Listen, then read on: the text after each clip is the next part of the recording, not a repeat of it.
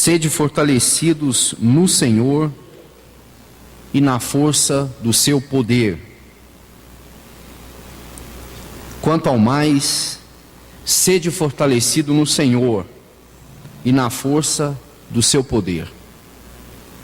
Revestivos de toda a armadura de Deus, para poderdes ficar firmes contra as ciladas do diabo. Irmãos, eu sei que especialmente os irmãos que já reúnem aqui com esse grupo de irmãos há algum tempo, têm feito um exame dessa carta de Paulo aos Efésios já há algum tempo, já tem lido ela, e já há uma familiaridade com os assuntos que Paulo aborda nessa epístola. Então, quando você começa a ler ela desde o capítulo 1 até aqui o capítulo 5, você vai ver que, do ponto de vista daquilo que é o chamamento, o caráter da igreja, do ponto de vista do propósito eterno de Deus em Cristo Jesus, do ponto de vista da igreja, do papel da igreja, a igreja como a múltipla sabedoria de Deus, a igreja como família, como corpo de Cristo. Você sabe que no Novo Testamento, talvez essa seja a carta mais elevada do ponto de vista doutrinário, daquilo que se refere à doutrina quanto à vida da igreja, quanto ao propósito eterno de Deus em Cristo Jesus. E tudo que está escrito, desde o capítulo 1 até aqui, nós sabemos que é muita coisa, coisas maravilhosas, coisas que nós tocamos com a nossa mente e que precisa descer para o nosso coração, coisas que nós precisamos conhecer no seu aspecto objetivo, mas experimentar no aspecto subjetivo, ou seja, não apenas alimentarmos o espírito do nosso entendimento, mas alimentarmos essencialmente o nosso coração. E naquilo que é dificuldade para nós, clamarmos ao Espírito Santo que revele para nós a vontade e o querer de Deus. Mas quando ele chega aqui nesse capítulo 6, concluindo essa carta, essa expressão que ele usa, quanto ao mais, sede fortalecidos no Senhor e na força do seu poder. Eu não sei se você já tem parado para meditar sobre esse versículo, porque ele antecede esse trecho onde Paulo vai narrar a armadura de Deus, onde ele diz que nós temos que nos revestir de toda a armadura de Deus para poder ficarmos firmes contra as ciladas do diabo. Ou seja, antes que Paulo destrinche esse assunto da armadura de Deus, esse assunto da batalha espiritual, ele nos dá esse alerta que é o versículo 11, ele diz assim, quanto ao mais, ou seja, que tudo aquilo que nós lemos e vimos no capítulo 1, 2, 3, 4 e 5, no fechar de tudo, há um grande perigo, ou uma grande batalha envolvida, e Paulo diz assim, quanto ao mais, ou seja, ainda há algo que precisa ser falado, e se esse algo que Paulo vai colocar agora não for a nossa experiência cristã, se não entendermos com diligência e aplicarmos no nosso coração pelo Espírito Santo, nós vamos falhar concernente à doutrina. Irmãos, às vezes, a gente ouve dizer assim, quando a gente erra na doutrina, a gente erra na prática. Mas muitas vezes, nós temos uma concepção adequada da doutrina e não vivemos de acordo com a doutrina. Porque é possível, irmãos, tocarmos a doutrina apenas com a mente e não com o coração. É possível conhecermos a palavra de Deus, termos uma determinada familiaridade com ela e ainda assim o nosso coração permanecer endurecido. Então Paulo diz aqui, quanto ao mais, sede fortalecidos no Senhor e na força do seu poder. Ou seja, o que ele vai descrever daqui para frente é muito importante, porque não é só importante o que está atrás, mas é importante o que vem pela frente. Então ele diz assim, quanto ao mais, sede fortalecidos no Senhor e na força do seu poder. Irmãos, olhando para este versículo, eu procurei entender diante do Senhor o que significa essa palavra, fortalecidos no Senhor. Porque ela fala de que nós precisamos de buscar no Senhor força espiritual. Força espiritual.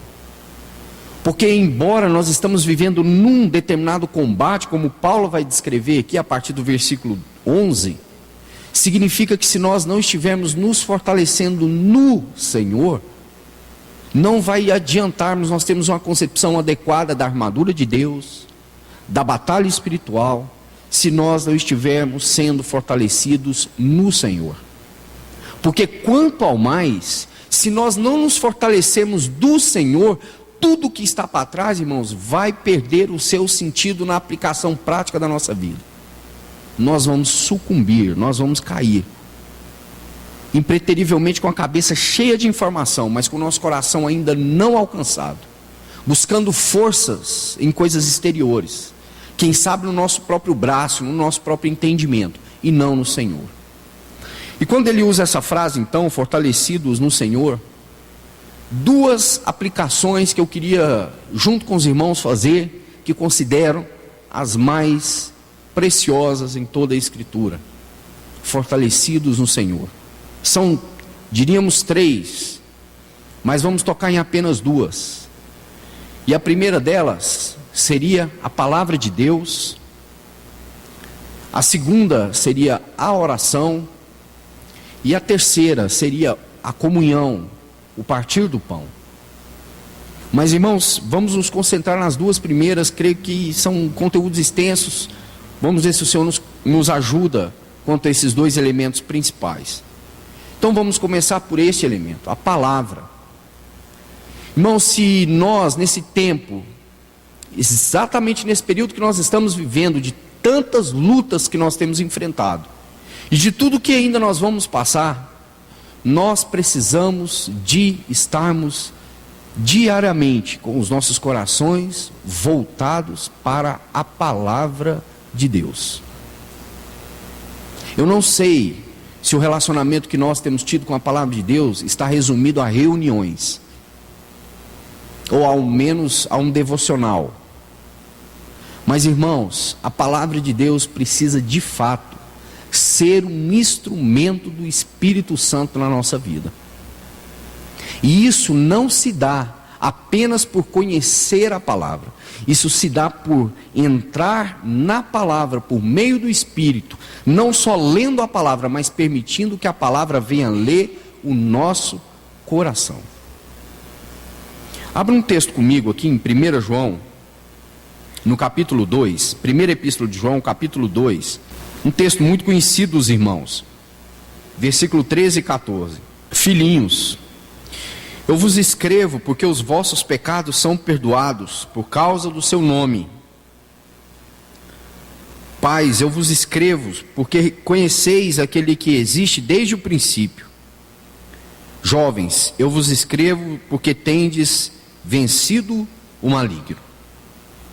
Observe que esse texto, irmãos, vai descrever para nós, naquilo que é a vida da igreja, três características de pessoas: filhinhos, jovens e pais. Os três estágios da vida cristã: filhinhos, jovens e pais. Você vai ver que amplamente a palavra de Deus vai se revelar nessas três esferas. E nessas três esferas da vida da igreja, a palavra de Deus é abundante para sustentar em cada fase do crescimento da vida. Quem tem filho pequeno? Tem um leite que você compra, então ele tem as faixas etárias: 1 ano, 2 anos, 3 anos, e até 5 anos e acima de 5 anos. A palavra de Deus, irmãos, ela tem orientações para aqueles que estão chegando agora, para aqueles que estão desfrutando agora do perdão dos pecados, para aqueles que agora estão conhecendo o poder do sangue de Cristo Jesus, a redenção que há no sangue de Cristo Jesus, para aqueles que estão chegando agora para a família do Senhor, para o corpo de Cristo, para aqueles que agora estão experimentando os primeiros rudimentos da fé, para aqueles que agora estão entrando numa vida de discipulado com o Senhor, filhinhos, aqueles que têm desfrutado da graça e do amor do Senhor. Mas também a palavra de Deus é suficiente para os jovens, para aqueles que já têm caminhado um pouquinho, para aqueles que já estão em batalha contra o inimigo, aqueles que já entenderam os primeiros degraus da caminhada cristã. Mas também a palavra de Deus traz suporte para os pais, aqueles que pela palavra têm sido experimentados para sustentar tanto os jovens quanto os outros filhinhos que vêm chegando. Sede fortalecidos no Senhor, em primeiro degrau, a palavra de Deus. Então vamos ler alguns outros versículos, irmãos. O primeiro eu queria ler, 1 Pedro 2, 1 Pedro, capítulo 2, e o versículo 2. Desejai, esse se tratando dos filhinhos, ardentemente como crianças recém-nascidas, o genuíno leite espiritual, para que por ele vos seja dado o crescimento para a salvação. Desejai ardentemente como crianças recém-nascidas. Os filhinhos chegam como crianças recém-nascidas. E o que as crianças recém-nascidas precisam? De um genuíno leite espiritual. Embora sejam crianças recém-nascidas, eles precisam se alimentar. Mas eles não vão se alimentar com qualquer coisa. Eles vão se alimentar com o genuíno leite espiritual, para que por ele vos seja dado crescimento para a salvação. Há um outro texto também aqui em Hebreus, capítulo 5, versículo 13. Ora, todo aquele que se alimenta de leite é inexperiente na palavra da justiça. Por quê, irmãos? Porque ainda é criança. Mas o alimento sólido é para os adultos, para aqueles que, pela prática, têm as suas faculdades exercidas para discernir não somente o bem, mas também o mal. Observe isso. O alimento sólido é para os adultos. Irmãos, mas qual é então esse grande fundamento que nós chamamos de palavra de Deus? A primeira certeza que nós temos, que Deus é um Deus que fala. Deus é um Deus que fala. E a palavra de Deus criou todas as coisas e nos regenerou também para o Senhor. A diferença, irmãos, do nosso Senhor é que a palavra de Deus é poder, é que a palavra de Deus liberta, é que a palavra de Deus cura, é que a palavra de Deus dissipa as trevas, é que a palavra de Deus põe em ordem tudo aquilo que está em desordem, é que a palavra de Deus vence o inimigo. Então nós servimos a um Deus que fala, e quando Deus fala, nós temos que abrir os nossos ouvidos, porque o falar de Deus é salvação para nós, é sustento para nós, é alimento para nós. Não importa se somos filhinhos, se somos jovens, se somos pais, quando Deus fala, nós precisamos estar atentos àquilo que Deus está falando conosco.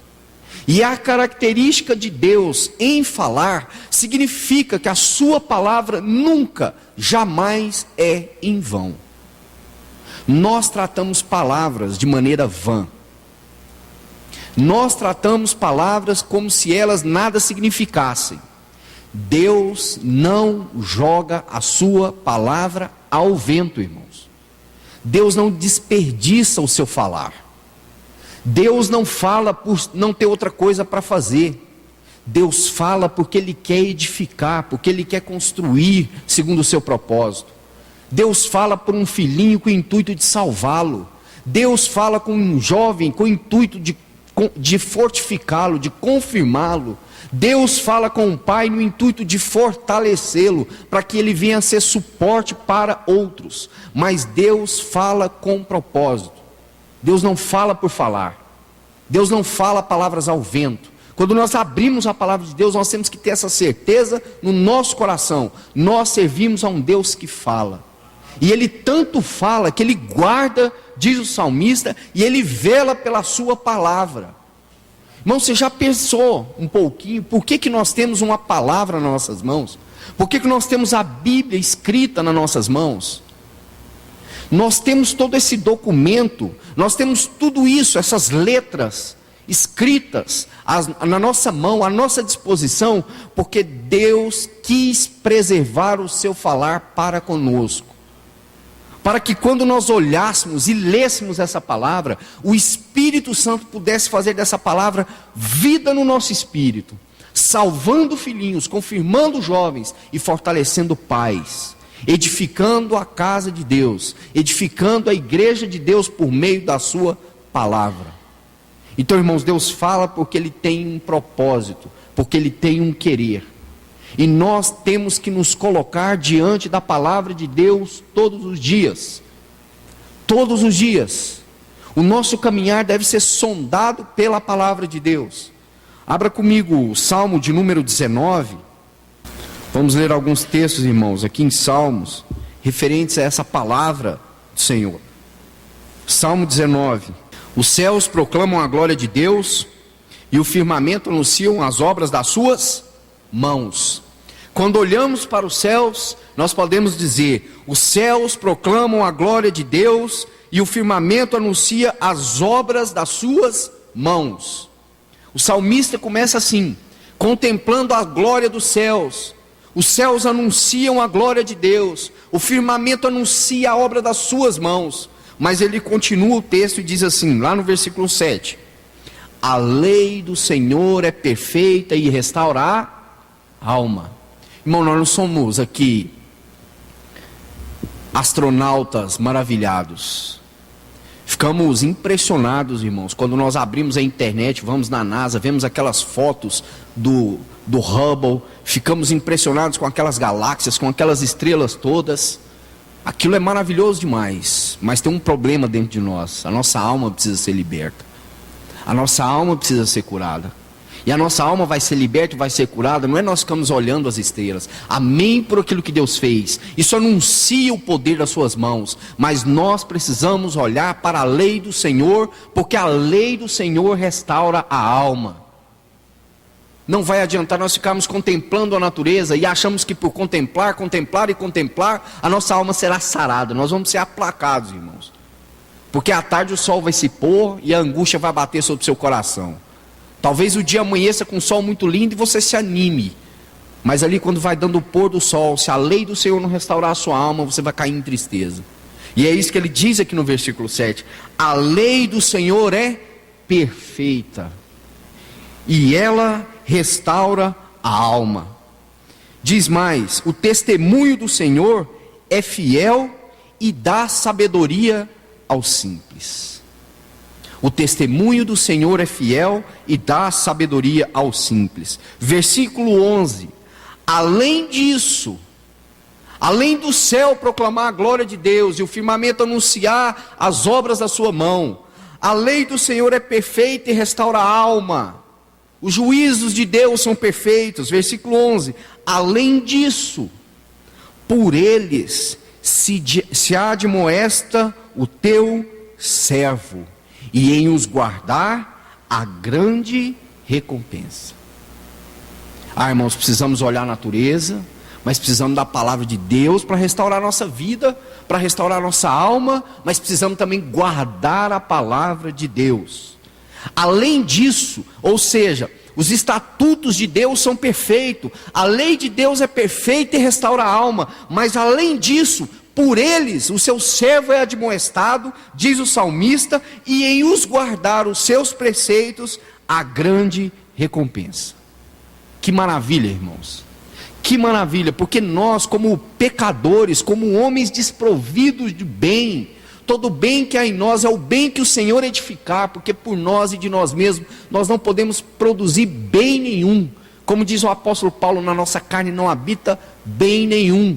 Mas o Senhor nos deu a sua lei e os seus preceitos, Por ela nós somos admoestados, educados, disciplinados, mas se nós ainda os guardarmos, diz o Senhor que ainda há recompensa para isso.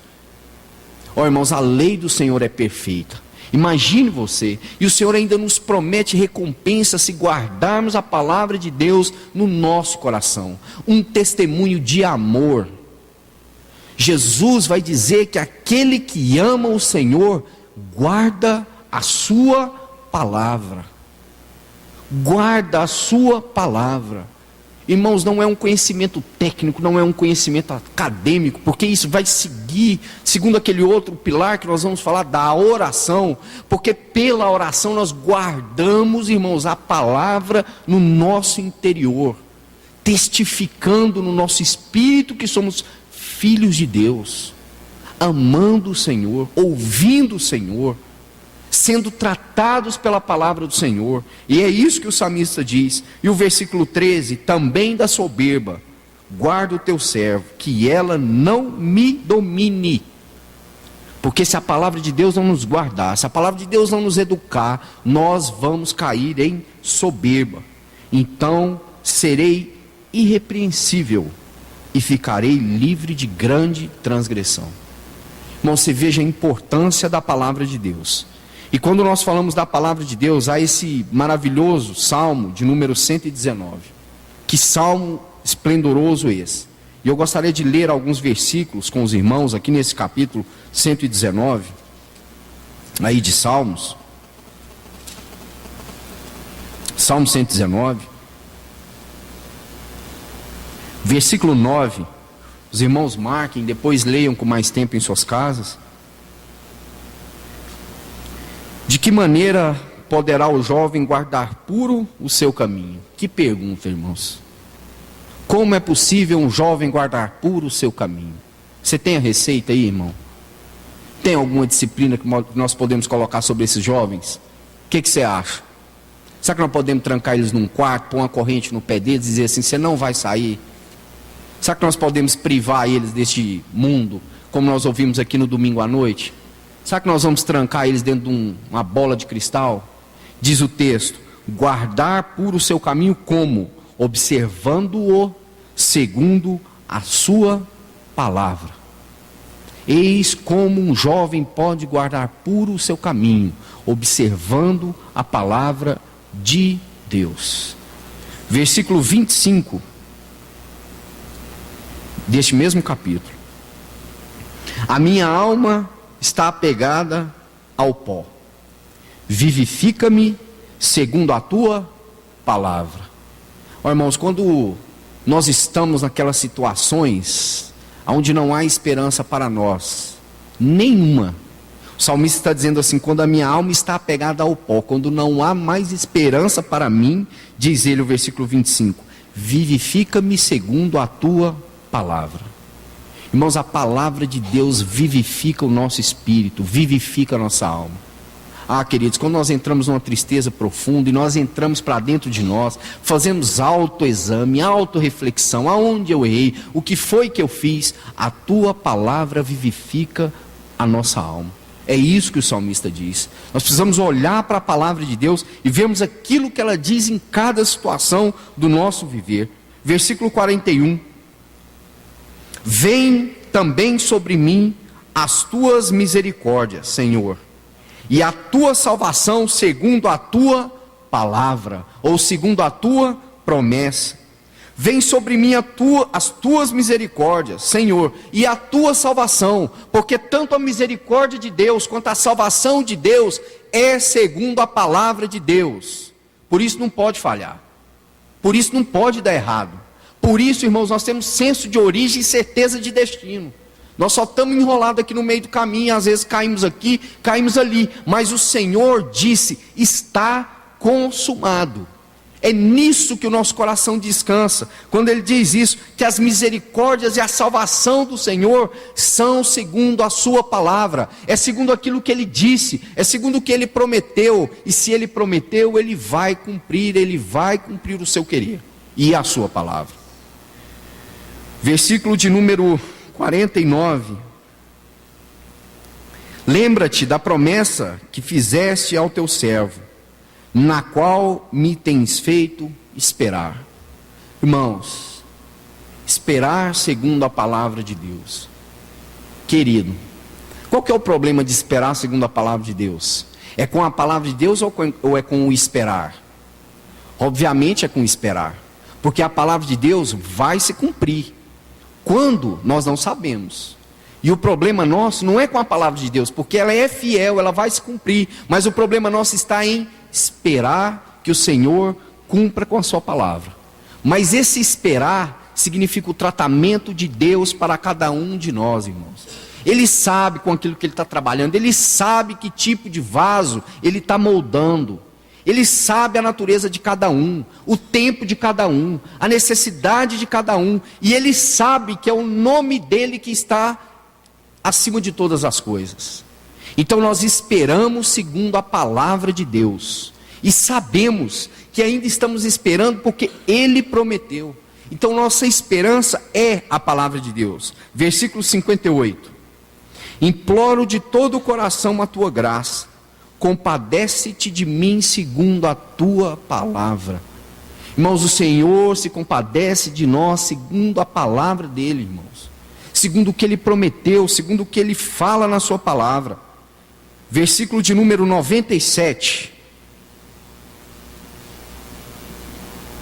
Quanto amo a tua lei, é a minha meditação todo dia.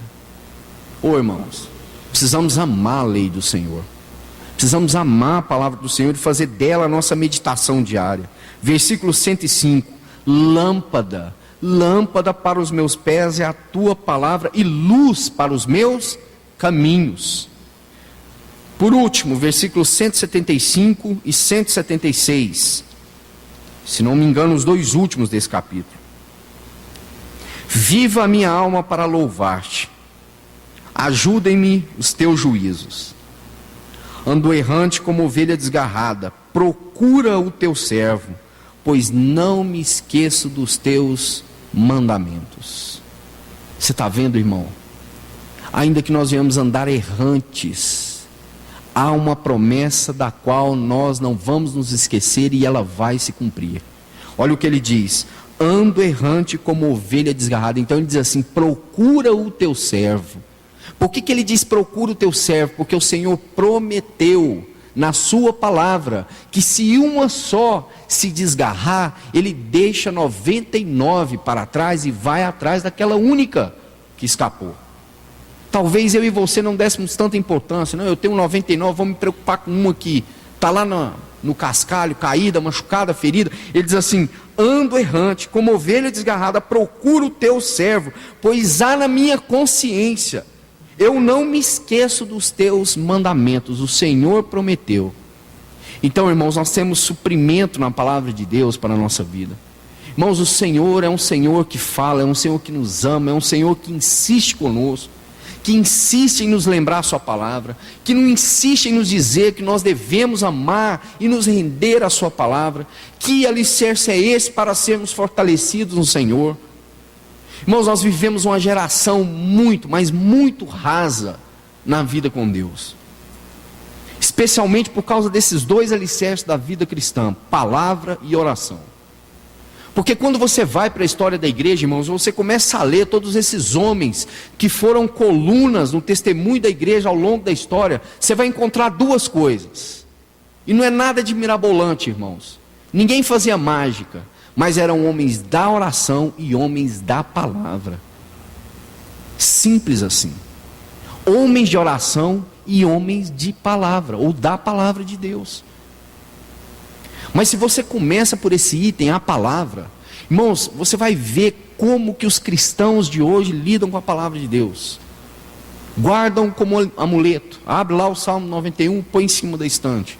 O Spurgeon diz que os desviados começam com uma Bíblia empoeirada e terminam com as suas roupas imundas. É assim que os desviados começam, com a Bíblia empoeirada. Irmãos, e não é ler por ler, mas é ler procurando ver na palavra o seu coração. Sonda-me, ó Deus, e vê se há em mim algum caminho mau. Lâmpada para os meus pés é a tua palavra. Irmãos, a palavra de Deus precisa iluminar o nosso caminhar, desfazendo trevas, tirando embaraços, enganos, ciladas de Satanás. Por isso nós precisamos urgentemente de homens e mulheres que se voltem para a palavra de Deus. Querido, não só como técnica, não é isso, mas em obediência à palavra de Deus, amando, guardando, observando segundo a palavra de Deus. Queridos, e o último alicerce que eu queria tocar com os irmãos, o último ponto seria esse mesmo: a oração. Irmãos, nós sabemos que são dois pontos cruciais na vida da igreja: a palavra e a oração. São itens essenciais, mas via de regra, são as duas pontes nas quais a igreja de Deus tem falhado nesses últimos dias. Se nós precisamos ser fortalecidos no Senhor, por meio da palavra e por meio da oração, nós vamos entender por que muitas das vezes os cristãos tropeçam e caem na sua fé. E caem da fé. Justamente por não observar a palavra de Deus e por não viver uma vida de oração. São as duas reuniões mais agonizantes da vida da igreja. Você quer conhecer a vida de uma determinada comunidade? Não vá nas confraternizações, não vá nos churrascos, não é aí que você tem que avaliar. Mas procure ver qual o valor que eles dão à palavra e vá numa reunião de oração. Você vai ver que são as reuniões onde tem menos pessoas. Ou são as últimas disposições do coração de uma igreja, quanto à palavra e quanto à oração. O irmão Lloyd Jones chega aqui, ele diz que a oração é sustento, força, vigor e poder. Mas intrinsecamente ele diz o seguinte, que oração é basicamente amizade e comunhão. Amizade e comunhão. Irmãos, talvez você, assim como eu, tenha grandes amigos, ou pelo menos um ou dois, e nós sabemos o quanto é bom conversar com um amigo, com uma pessoa querida.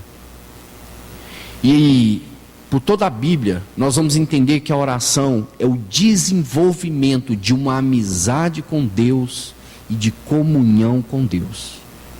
Isso independe de lugar, de situação, se estamos reunidos aqui nesse salão, se estamos dirigindo, se estamos na escola, se estamos no trabalho. Oração é amizade e comunhão. Irmãos, como nós vamos aprender isso na história da fé com Abraão? Foi amigo de Deus. O que significa isso, irmãos? Pense, quando nós falamos de oração, muitos gostam de citar aquele texto de Hebreus, né? Que nós temos total liberdade, intrepidez para entrar no santo do lugar. Mas, irmãos, é impressionante, porque se nós tivéssemos a oportunidade de entender que entrar no santo lugar por meio da oração significa muito mais do que falar coisas para Deus, significa ouvir a Deus. Significa ouvir a Deus. Porque a oração é muito mais um exercício de audição do que simplesmente de falar. É muito mais ouvir a Deus do que falar para Deus. É ser amigo de Deus, é ouvir o que Deus tem a dizer acerca de nós e acerca do seu próprio coração.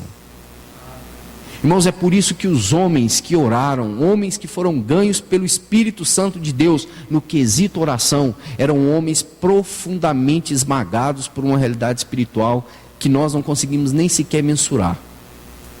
Mas, irmãos, eles não tinham nada de diferente de nós, absolutamente.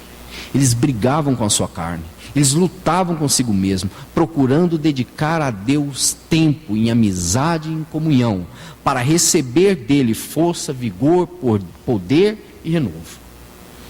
Gostaria de ler uns textos com os irmãos, e já vamos concluir, irmãos.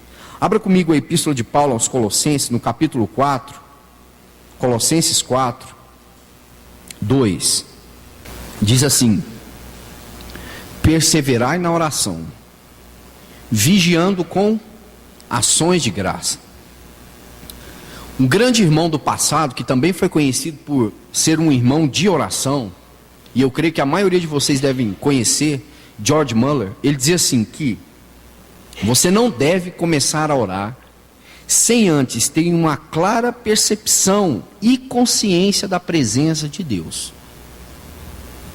Você não deve começar a orar sem antes ter uma clara consciência da presença de Deus. Irmãos, convenhamos. Você vem da agitação do seu dia, quando você para na sua casa, quando você senta ali e você fala que vai orar, aonde que está a sua mente? Aonde que está o seu coração? Sua mente está saltando, seu coração está pulando, você está muito agitado. Então George Muller dizia que você precisava ter uma certeza da presença de Deus, com o coração quieto, esperando ouvir a Deus. Paulo diz assim: perseverai na oração, vigiando com ação de graças. E uma outra coisa que os irmãos também sempre falam é que oração não começa com petições. Oração não começa com nós pedindo para Deus: Senhor, olha a minha causa, olha a minha vida, olha o meu problema. Oração deve começar com louvor. Oração é com ação de graça, é reconhecendo quem Deus é, a sua glória, a sua majestade, o seu santo nome, a sua doce presença, o seu infinito amor por nós, a oferta de Cristo na cruz do Calvário. Lembra quando o Senhor ensinou a oração do Pai Nosso? Ele começa bem assim: Pai nosso que estás no céu. Porque a oração começa, irmãos, pelo caráter, pelos atributos de Deus, pelo amor de Deus, pela sua santidade. Nós não podemos começar a orar sem desconsiderar isso, irmãos. Precisamos considerar quem é Deus, o seu amor, a sua glória, a sua santidade e a sua majestade. Oração começa com louvor, com adoração, com ações de graça. Então nós percebendo a presença de Deus, adorando a Deus, então nós oramos com Deus, no sentido de que nós ouvimos dele, como dois amigos sentados à mesa, como ele fez com seus discípulos. Então Paulo diz: perseverai na oração. Há também 2 versículos aqui no livro de Provérbios acerca deste assunto.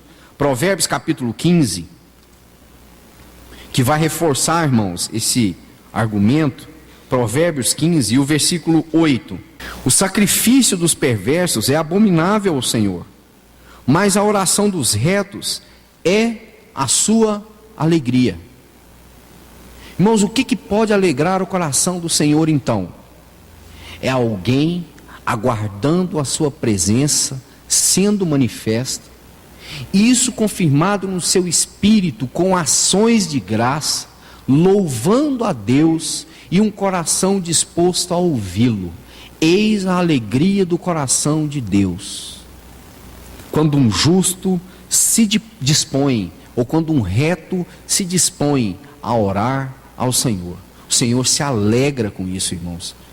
Um outro versículo está aqui no capítulo 28, Provérbios 28, e o versículo 9: o que desvia os ouvidos de ouvir a lei, até a sua oração será o quê? Abominável.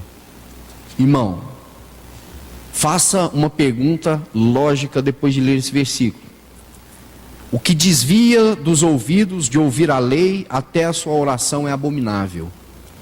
Quem pode orar? Quem ouve a lei de Deus. Quem ouve a Deus. Porque quem não ouve a Deus, a sua oração é abominável. O sentido aí é o que? A sua oração é a sua idolatria. Ele vai pedir para si. Lembra? Pedis e não recebeis, porque pedis mal. Pedis para gastar em seus próprios prazeres. Então aqui o sábio diz: o que desvia os seus ouvidos de ouvir a lei. Veja, irmãos, a importância que temos de ouvir a palavra de Deus, porque se não ouvirmos a palavra de Deus, nem oração nós temos que fazer. Não temos que orar. Nossa oração vai ser abominável na presença de Deus, se não ouvirmos a lei do Senhor. E os últimos versículos que eu quero ler com os irmãos, o primeiro deles está aqui em Efésios capítulo 6 e o versículo 18. Efésios 6, 18. Diz assim: com toda oração e súplica, orando em todo o tempo no Espírito.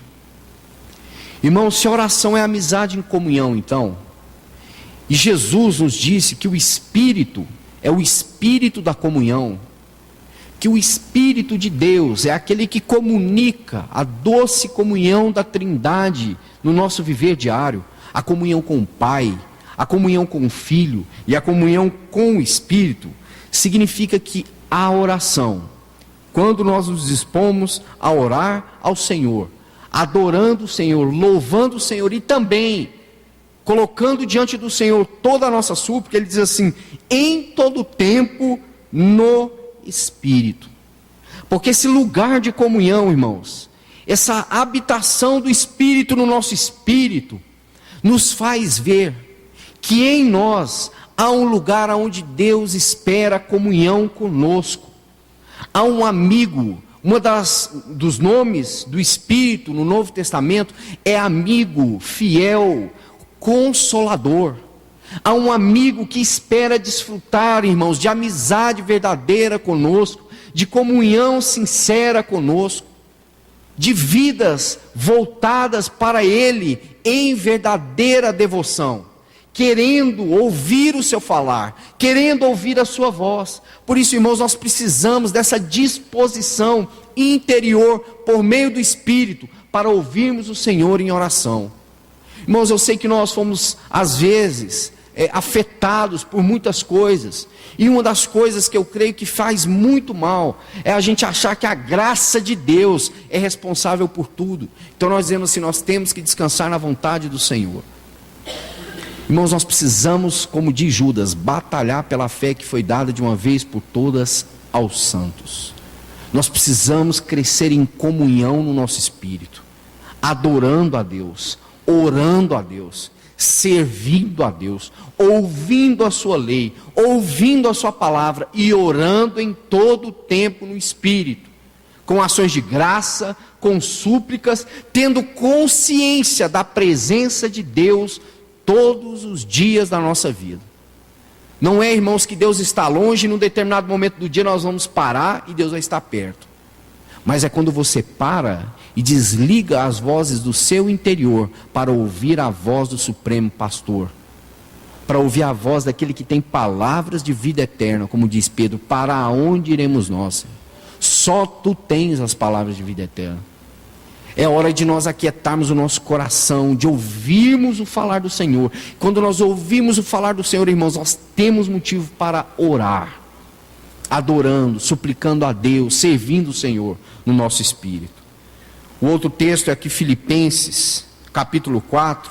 Os irmãos que têm estudado a terça-feira têm lido também este capítulo. Filipenses 4, 6, diz assim: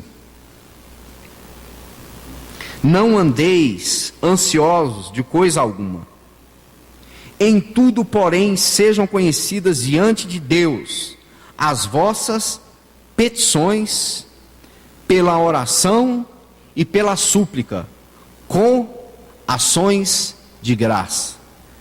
Sempre, irmãos, com louvor nos nossos lábios.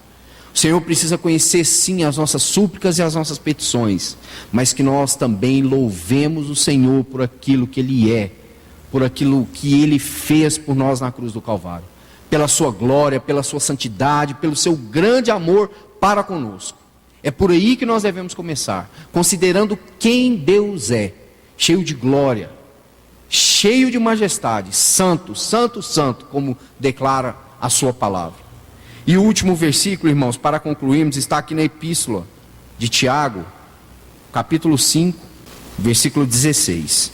Diz assim: confessai, pois, os vossos pecados uns aos outros, e orai uns pelos outros, para serdes curados. Muito pode, por sua eficácia, a súplica do justo. Irmãos, por que nós oramos uns pelos outros? Para sermos curados. Tiago diz assim: muito pode, não é pouco pode, muito pode, por sua eficácia, a súplica do justo.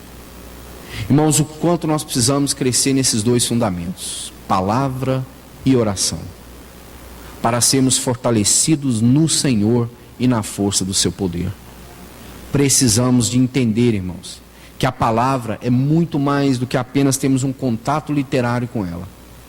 E que oração vai muito mais, mas muito além da reunião de segunda-feira. Nós precisamos da palavra de Deus para conhecermos quem Deus é. E conhecendo quem Deus é, nós oramos no nosso espírito o tempo todo. Quando você abre o livro de Atos, sabe o que acontece? Capítulo 4, uma grande perseguição. O inimigo começa a perseguir a igreja. Capítulo 5, a perseguição não dá certo. O inimigo entra para dentro da igreja. Lembra? Ananias e Safira. Capítulo 6, nem a perseguição deu certo, nem a infiltração deu certo. Capítulo 6, o que ele vai fazer? Distração. E aqui, mais uma vez, nós temos a palavra do Senhor para nos ajudar. Porque estava tendo uma disputa entre os gregos e os judeus, porque os gregos reclamaram que as suas viúvas estavam sendo desassistidas em relação às viúvas dos irmãos judeus.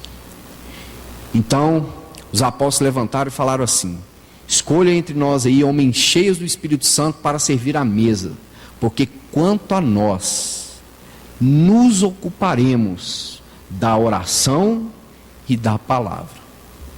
Irmãos, nós temos que nos ocupar com a palavra e com a oração. Com a oração e com a palavra. Sabe qual é o efeito prático disso, irmãos? Partir o pão e desfrutar daquilo que o Senhor fez por nós na cruz do Calvário. Irmãos, porque é interessante como o Espírito Santo coloca esses degraus.